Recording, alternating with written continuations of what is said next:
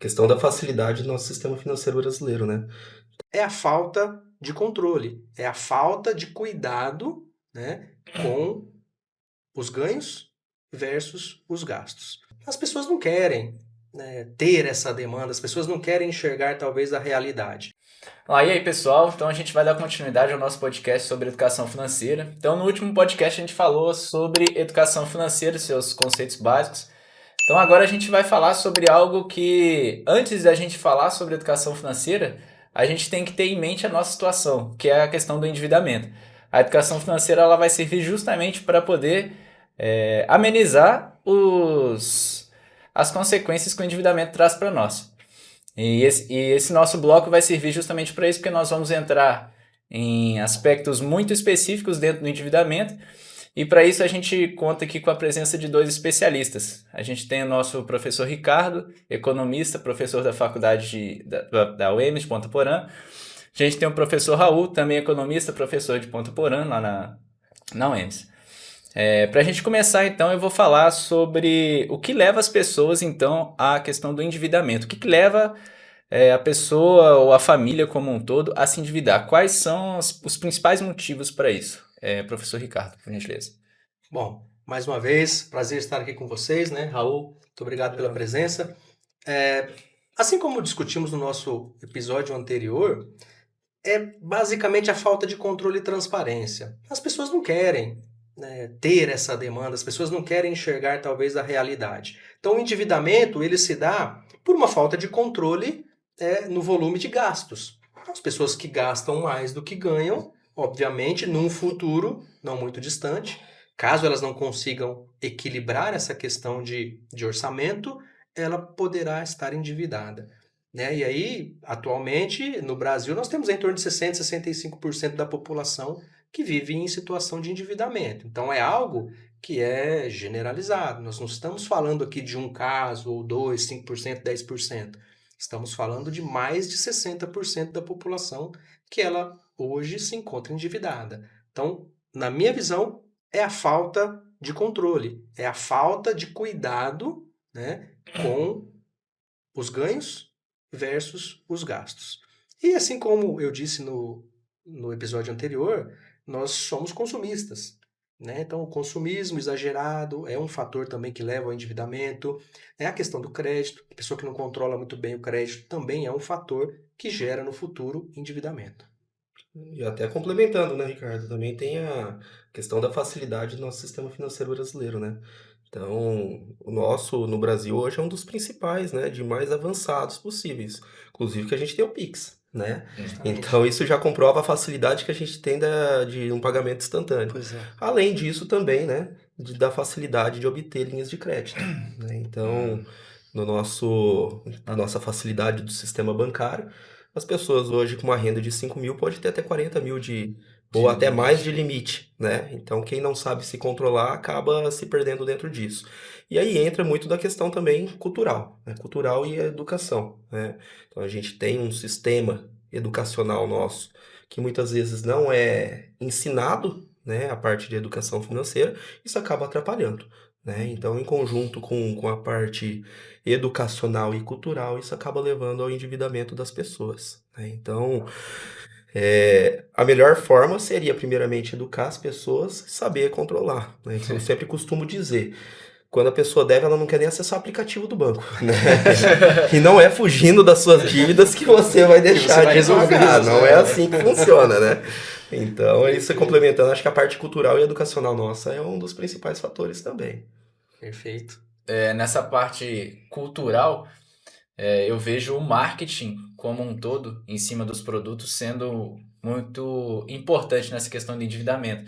Então, vocês conseguem visualizar ele como um fator externo que facilita com que as pessoas queiram se endividar mais?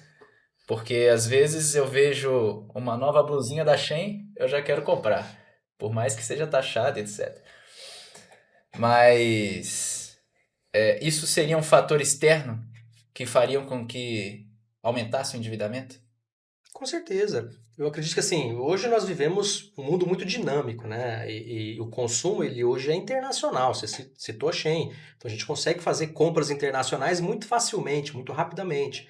Então, propagandas, descontos, né? Isso chama a atenção da população. Então, a população, é óbvio que se ela não está preparada no sentido de bem formada, né, bem educada, no sentido de, não, eu só posso gastar aquilo que de fato eu ganho, né, sem entrar nas linhas de crédito, sem comprar aquilo que de fato eu não preciso. Então, o marketing, a propaganda, ela é um instrumento muito poderoso. E hoje ela é direcionada, né? Você abre o seu aplicativo, você visualiza uma vez e aquilo fica sendo repetido para você, né? Te lembrando, ó, você viu esse sapato A aqui, pessoa ó. procura, já aparece em todos os lugares do... No computador, no celular, enfim, aonde você acessar, você vai ter aquele lembrete daquele produto que você curiosamente foi ver. Então isso é um grande incentivo, né? Olha, compre, compre, compre, e a pessoa acaba comprando. Além disso, também, se a gente for pegar sobre o que a gente consome de televisão, né? Se você for reparar, é muito bem dividido, né, o que acontece. Se você assiste os canais abertos, você não vai ver muitas vezes oferecendo produtos ali para você de 200, 300, 400 mil reais. Produto mais caro, né? Vai oferecer para o público que está assistindo aquilo. E começa a jogar na sua cabeça o que você precisa consumir. Se você vai para um canal fechado, já começa a atender aquele público. Então, em tudo que a gente está fazendo, está sendo atendido através do marketing. É assim que funciona, né? E não tem como a gente fugir. E eu não consigo ficar sem consumir, né? Então, o que a gente tem que saber é se controlar. Então, a parte de controle financeiro que eu acho que é o principal. As pessoas saberem como controlar, saber como direcionar a sua parte da renda, né? Saber o quanto que você recebe, o que você vai destinar para cada uma das suas partes. O consumo está presente, né? Não adianta a gente querer fugir do capitalismo, porque ele está presente nas nossas vidas, né? Então, até por mais socialista que uma sociedade for, ela está inserida dentro do consumismo. Não tem como, né? Então, para não criar muita polêmica nesse ponto, né? Mas todo mundo tá, né? O mundo inteiro está globalizado e nós todos estamos inseridos dentro do capitalismo. Né? Então, através disso, automaticamente, quem tem menos instrução ou menos controle financeiro tende a cair dentro do endividamento. É justamente isso que eu ia perguntar agora, um tema um pouco mais sensível. Existe um público mais vulnerável ao endividamento? Eu vou contrapor você, fazer uma outra pergunta, tá? Para responder. Se você hoje ganha R$2.000, você vai gastar os seus R$2.000. Se você passa a ganhar R$200.000 por mês, você vai continuar gastando os seus R$2.000? Aí eu acho que já vai depender do nível de educação financeira que a pessoa tem. Será que é só?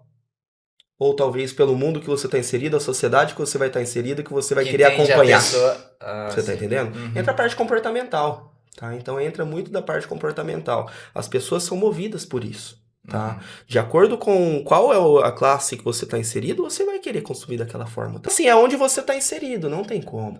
Né? Então, a sociedade funciona dessa forma. Se você parar para pensar de como que você está inserido hoje, eu estava brincando aqui antes, né, Ricardo? Ninguém vê o que você conquistou. Só vê o que você conquistou, não vê o que você passou anteriormente. Processo, né? Então, você passou por todos os estágios. De você ser um estagiário, ganhar menos. De você começar o seu primeiro emprego, ganhar um pouco só. Mas todo mundo já quer chegar lá no auge. E depois, tá? Então, assim, essa parte de endividamento, logicamente, quem tem mais conhecimento tende a ter mais controle, tá? Mas isso muito... Ele não importa qual que é seu nível de educação, se você tem mestrado, doutorado, ou se você é especialista dentro disso. O mundo consome. E um outro ponto que eu vou citar hoje, como o mundo está tão presente dentro dessa parte de endividamento, a gente vê muitas pessoas, muitas famílias endividadas, não só pelo consumismo ou pela falta de controle financeiro. Hoje nós temos várias bets. Tá? Então é um assunto que a gente pode... A diversão. Muitas vezes as pessoas não precisam só consumir para comprar uma camiseta de marca, para comprar um tênis de marca, um carro do ano. Muitas vezes elas podem cair no vício também pelo próprio marketing que você citou anteriormente. Né? Quantas propagandas você assiste em 30 minutos que fala sobre um tipo de bet, alguma forma, ou que você conhece alguém que ganhou um dinheiro fácil e você quer entrar dentro daquilo.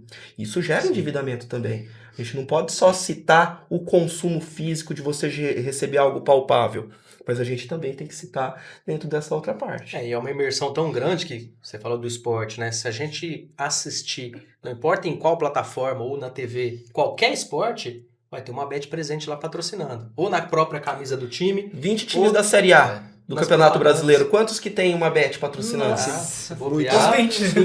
Exatamente. Os 20. Os que não tinham, né? Era o Palmeiras, que era por uma financeira, tinha os 2 times do Rio Grande do Sul, que era por um banco, mas hoje eles também estão com Bet. Por quê? É uma imersão. É uma né? imersão. É uma imersão para que a população, obviamente, utilize, né, esses instrumentos, essas ferramentas de diversão. Porque está aliando ali o gosto da população, quem gosta de esporte, quem gosta de futebol, com a perspectiva de ganho Sim. do Até aplicativo. complementando sobre endividamento financeiro, se a gente pegar e a gente estava citando sobre a parte do cartão de crédito, né? Uhum. Que nós estamos citando uma pessoa com uma renda, ela muitas vezes recebe um limite para crédito de 8, 9, 10 vezes mais do que propriamente ela recebe, tá? Por quê? É justamente o mundo tentando fazer com que ele entre dentro dessa facilidade, Entendi. tá? Então, hoje, você tem apenas uma conta em banco? Não. Não. Você tem vários cartões de bancos, né? E ainda mais pela facilidade com os bancos digitais que tem hoje em dia. Eles né? principalmente. Não vou citar nome, mas tem o roxinho, né? É. Tem o roxinho lá que você não paga 1 centavo de anuidade ou de tarifa de conta. O E aí- verdinho com rendimento mais alto. Exato. Ou alguns outros que te oferecem 120% do DI para você deixar só o seu dinheiro na conta corrente, tá? Então são formas que as pessoas vão... As pessoas não. A gente fala desse mundo corporativo, dessa questão dos bancos, que eles vão oferecendo e é justamente fazendo com que as pessoas vão tendo mais contato com as linhas de crédito. Muitas vezes sem o conhecimento, ou muitas vezes você tendo conhecimento. Tá? Sim. Você tendo conhecimento, mas que você acaba inserindo dentro desse mercado como um todo, tá? Não tem como fugir. O que a gente tem que tentar é controlar, né, Controlar. Ricardo? Por isso, aproveitando a deixa, né, na primeira edição aqui do nosso podcast, nós falamos do hábito, né? Sim. Frisei muito do hábito. Então, é extremamente importante construir um hábito. Porque quando você constrói um hábito, educação financeira, dificilmente você vai ser seduzido pelo mercado como um todo. Seja ele nacional, internacional. Então, quando você constrói um hábito saudável de vida, né? O que eu ganho, o que eu consumo. Não que você não possa, né? Tá gastando Exato. 2.000, tá ganhando 200, você vai naturalmente elevar o seu consumo. Mas você não vai jamais extrapolar o seu limite. Uhum. Então eu tenho que ficar da minha linha orçamentária para baixo. Sempre. Essa é a regra econômica, inclusive. Exatamente. Essa é a regra. Eu não posso jamais, via crédito, via jogos, almejar um recurso que não está nas minhas mãos. Eu não tenho ainda. Exato. Não, eu vou ganhar amanhã, E se eu não ganhar amanhã? Né? O pior é quando a pessoa joga e quer recuperar o que perdeu, né? Aí não Isso dá. acontece muito. você cava o buraco mais para baixo um pouquinho. Exatamente. Uhum. Ou quando a pessoa não tem o planejamento financeiro, ela recebe X de salário. O que você tem que fazer primeiramente? Pagar as suas obrigações, né? Então, o que você já tem de custo mensal? Uhum. E as pessoas não deixam, nunca deixa de obrigação o quanto você tem que guardar. É. Então, muitas vezes, aí começa a fazer, pô, mas não tá dando dinheiro. Mas aí vai ver, tem um monte de gasto desnecessário. Tem 15 plataformas de streaming, que ele paga a parte, né? E ele não quer cortar aquilo de jeito nenhum. Às Aí- vezes nem assiste, né? Exatamente, às vezes dá não conta assiste. de assistir. O que às vezes a pessoa ainda acaba fazendo? Ah, olha só, sobrou aqui um pouquinho, o que eu vou fazer? Se eu jogar em alguma coisa, eu posso dobrar ou triplicar, e aí eu pago essa parte, aí perdeu, pronto, acabou, entra no endividamento. né? Então tudo Não é dá. tudo a questão, é cultural, é comportamental, é entender, é saber o como vai fazer para poder sair dessa situação. É, eu não ia entrar nesse assunto de bet, mas só pra gente encerrar esse assunto assim. É difícil eu falar pra alguém que a bet é errado e que não é o caso jogar, porque ela é algo que traz diversão. Então, vocês, na opinião de vocês condenam em 100% os jogos em bet? Não. Olha, é difícil falar condeno 100%, porque a pessoa é livre para Então, escolher mas aquilo que ela quer. eu digo no sentido porque tem gente que tem mais dinheiro e joga muito dinheiro. Tem gente que tem pouco dinheiro e ainda assim joga muito dinheiro. Existe um limite em que seria aceitável a pessoa jogar? Eu acho que o limite é individual. Cada pessoa precisa saber qual é o seu limite. Se a minha renda é muito alta e eu posso jogar R$1 milhão, por exemplo, numa aposta, tudo bem. Se eu perder 1 milhão, se a minha renda é muito alta, se o meu patrimônio é muito grande, isso não vai fazer diferença para mim. Agora, se a minha renda agora é R$1.000 e eu estou jogando R$ 500 na perspectiva de ganhar 2.000, 3.000, 4.000, sei lá. Então, assim, caso dê errado, eu já comprometi, já perdi 50% da minha renda. Mas cabe a quem decidir? A cada pessoa. A pessoa precisa decidir, primeiro, se ela quer entrar nesse universo e qual é a expectativa real de ganhos ou perdas. Eu preciso entender como funciona esse sistema, né? Porque senão, como a gente falou, eu vou acabar, eu criei uma dívida lá no jogo de R$ 200. Aí eu coloco mais 200 para tentar recuperar, agora já são 400. Aí, não quero perder, porque o ser humano não quer perder. Ninguém fica satisfeito em perder. A gente gosta de ganhar, e quanto mais eu ganho, não importa o ramo que nós estamos falando, no esporte, né, nas finanças, nós somos extremamente competitivos e nós não gostamos de perder jamais. Então, isso é muito importante porque quando eu estou perdendo no jogo, eu quero recuperar. Sim. E aí é aquela história de você vai cavando um buraco mais profundo. Na hora que você se dá conta que a realidade chega, você está endividado, você vai ter que buscar crédito. Então você tem a dívida do jogo e agora você tem a dívida do crédito. Até Você dobrou. completando, né, Ricardo? Não é nem só o jogo. A gente citou o caso do jogo porque é algo que tá na moda, tá na famoso. moda. Mas e quantas pessoas que entram para renda variável? Nossa. Aplica, coloca o seu dinheiro ali na renda variável sem ter o conhecimento, tá? Sem conhecer qual é a empresa que você está colocando. Por exemplo, no ano passado, que descobriram um rombo de uma empresa e acabou gerando uma ação que valia R$ 20, caiu para 10 centavos. Sim. Tá? Então, isso tudo o que você tem que fazer? A pessoa poderia apenas observar, fazer uma análise grafista daquilo ali e querer achar que vai subir, mas sem conhecer a fundo sobre a empresa, ou ela pode fazer uma análise mais a fundo. Porque da primeira forma, nada mais ela estaria fazendo que uma aposta. Exatamente, ela está fazendo uma aposta. Se ela não tem conhecimento, ela está fazendo uma aposta. Então a gente cita sobre esse caso de apostas porque está na moda.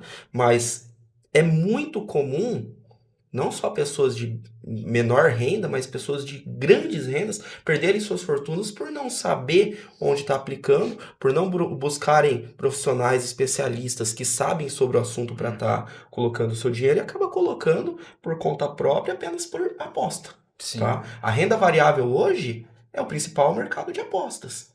Quando a gente fala ainda sobre o cenário econômico que o país vive, né? Taxa de juros altíssima, tá?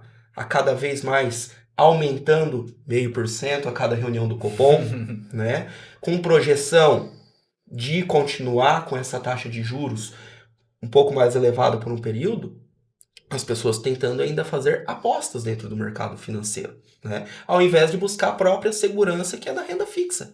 Que ainda tá dando Que é atrativo dinheiro. Que é hoje, atrativo. Né? Hoje é mais atrativo até. Sim. Por quê? Hoje, por exemplo, se eu tenho em mãos R$300 mil, antigamente se ouvia falar dos mais experientes, pra gente não falar das pessoas mais velhas, que você colocaria esse dinheiro onde? Você colocaria no mercado imobiliário, vou comprar imóveis. Só que o que acontece aí com o seu dinheiro? Beleza, coloquei 300 mil ali, você vai pegar R$3.000 de aluguel mensal? Dificilmente. Depende. Tá? Agora, se eu pego esses 300 mil e aplico numa renda fixa que me dá 10% ao ano, eu vou chegar em algo parecido. Sim. Tá? E com aquele meu dinheiro disponível a qualquer momento. Sem correr o risco de Sem perder correr o risco. Aí tem a possibilidade também de você pegar os mesmos 300 mil e jogar numa renda variável, tendo total incerteza porque é um mundo aberto. Tá? Então, assim, por isso que as pessoas têm que ter conhecimento em tudo, tem que ter o conhecimento. E o conhecimento, ele não vem de qual é o nível de instrução da pessoa. Não vem se ela tem a primeira série ou se ela tem um doutorado. Não vem se ela é um especialista ou se ela tem um mínimo conhecimento. Vem de como buscar as melhores orientações para você conseguir adequar, né, o seu nível de investimento, a sua renda, de acordo com a sua expectativa, com o seu comportamento. Perfeito. Né? É a construção individual da pessoa, Exatamente. né? Cada pessoa constrói o seu eu individualmente. Né? Então, assim, se você dedicou tempo, né, se você dedicou esforço, leitura, assim, hoje em dia temos muito a questão das mídias, né? Então, vi vários podcasts, várias pessoas falando de investimento. Então, você vai construindo aos poucos né, a sua característica. Uhum. Que tipo de investidor você vai ser? É você quem tem que construir. Eu não posso jamais aceitar o Raul me falar, ó, investe em tal produto que está pagando 20% ao ano, eu vou lá e invisto. Não, eu não conheço o produto. Né? O Raul pode ter a melhor das intenções, mas e se ele não analisou? E se alguém indicou para ele também e ele foi de gaiato? Até por isso, Né? para você fazer qualquer tipo de investimento hoje, seja uma financeira, seja um banco, você tem que fazer o API. O que é o API? Análise do perfil do investidor.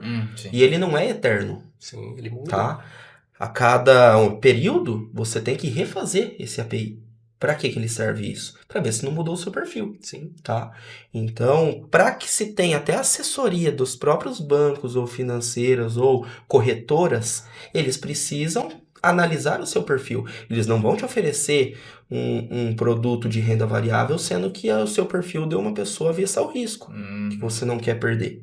Tá? Por quê? Porque ele estaria oferecendo um produto fora que não é condizente com a sua característica.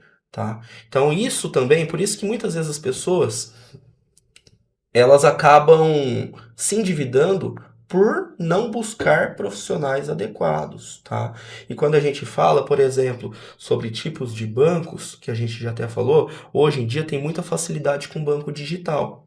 Só que, quando você precisa de um suporte, você consegue o suporte com esse banco digital? Ou é apenas por ligação, muitas vezes só por inteligência artificial que os caras te respondem? Tá? Diferentemente, muitas vezes quando procura um banco privado que você precisa ir até a instituição, e aí muitas vezes o cara reclama, né? Ah, mas eu tenho que pagar uma tarifa da conta corrente. Aquilo lá é para sobrevivência. Mas você tem o suporte. Exatamente. Né? Quando você Só que você não precisou ir até lá. Sim. Se você precisou ir até lá, você não está tendo um atendimento presencial que é humanizado. Sim, você claro, consegue claro. tentar, logicamente, não são todos os lugares que você consegue ter essa humanização, né? Muitas vezes você paga e ainda você não é bem atendido. Mas a tendência é que você tenha que ser bem atendido e a pessoa busque resolver o seu problema, tá? E a pessoa te oferece as melhores condições. E aí cabe a você entender se é válido ou não. Sim. Né? Então, dentro desse mundo, quando a gente fala sobre endividamento, a gente tem que analisar várias partes. A gente tem que analisar o comportamental, analisar a cultura, analisar o tipo de renda que você recebe, se aquela renda sua é só por um período ou se você está tranquilo que você vai ter por um bom período, o quanto que você gasta, no que você gasta. Fazendo um fechadão disso, se a bet é válida ou não, é de acordo com o que está te sobrando. Sim. Você consegue ter a questão de ter esse prazer de jogar 5, 10 reais por mês ou por semana? Ok. Tá? Ou parte do seu dinheiro você destina a um show, destina a um cinema com a sua família, destina a um jogo de futebol que você vai, tudo é parte. É análise, planejamento financeiro. Tá? Então, para não se entrar em endividamento, basta fazer o planejamento financeiro e não fugir das suas dívidas. Né? É não deixar de entrar no aplicativo do seu banco e ver que está vermelhinho e talvez você precisa buscar ajuda. Eu acho que é importante lembrar que a gente tem que tentar fugir do efeito manada. Exatamente. A gente falou bastante de bet aqui e tal, mas assim, é um efeito manada. Todo mundo está jogando numa bet, então eu vou jogar também. Não, gente, você tem que ter a consciência de que tipo de orçamento você tem, que tipo de consumo você tem, e o que o Raul acabou de falar. Se você pode se dar ao luxo de, né, jogar ali ou gastar algum dinheiro se divertindo, ótimo, maravilhoso. Agora, se vai comprometer em alguma fatia do seu orçamento, não entre. Então a gente tem que tentar fugir desse efeito coletivo, né? Tá todo mundo jogando, eu vou jogar também porque é legal. Mas isso traz consequências, né, no médio e longo prazo, talvez, negativas para quem não tem um orçamento equilibrado. Para quem está justinho ali e está só jogando, esperando ter um lucro rápido, fácil, né, empolgante. E quanto mais você joga, né, é bem provável que mais dinheiro você vai deixar na mesa. Isso acontece muito com pirâmides também, né? Também. Né? Pirâmides financeiras, né? A gente viu casos até próximo aqui da nossa região, aconteceu recentemente, né? Você entrar com promessas de... Você sabe que hoje um rendimento de renda fixa não vai te pagar mais do que 1,2% ao mês. Isso não existe. Se for alguém te prometer 5% ao mês, não existe. Né? Duvide, né? Duvida, porque não existe isso, né? Então, talvez eles vão te deixar, você aplicou lá, eles vão te deixar tirar uma parte do lucro, mas não vai te deixar tirar tudo. Por quê? Porque eles vão querer continuar te seduzindo para isso. Perfeito. Então, aí você entra no endividamento que você não sai nunca mais na vida, né? É interessante que essa é uma forma de não entrar nos golpes que a gente comentou no bloco anterior, né? Que eu tinha perguntado para o senhor como evitar golpes. Então, quando a oferta é muito óbvia, né? Você Você tem que desconfia. primeiro desconfiar, né? Aham. E buscar informações. Exatamente. Não, vamos ver o que a população está falando sobre esse item, essa pessoa, essa proposta, esse projeto, né? Vamos analisar, ou vamos dar um tempo um pouquinho maior, não vai ser o primeiro a comprar o produto. Aham. Né? Então a gente tem que ter, né, como hoje a informação circula muito rapidamente, não seja o primeiro da fila. Não, essa proposta é milagrosa, vou lá, vou comprar e vamos ver o que dá. Não, tenha paciência, né? Vamos aguardar um pouco, vamos ver o que o mercado vai trazer de feedback dessa proposta milagrosa, né? E na melhor das hipóteses, é melhor não fazer se você não tem a segurança, a certeza e a informação suficiente de que aquele produto, aquela proposta, de fato é uma boa proposta. Exato. Né? Então, com relação à questão do endividamento, vai ser isso. Eu agradeço a participação do professor Raul, do professor Ricardo. A gente viu que se endividar é difícil, se endividar é fácil, sair é difícil. Muito. Mas com ajuda ali, com conhecimento, a gente consegue. Disciplina. E disciplina a gente consegue resolver. Mais uma vez, muito obrigado. É isso. Pessoal, a gente aguarda vocês no próximo bloco. Muito obrigado. E aí, pessoal, tudo bem? Esse é o nosso podcast sobre educação financeira. Então, como a gente já veio divulgando há um tempo, a gente está aqui para poder debater vários assuntos como educação financeira, endividamento, inflação, dentre demais outros temas. Então, se vocês querem aprender mais sobre isso, acompanhe a gente e dá like no canal.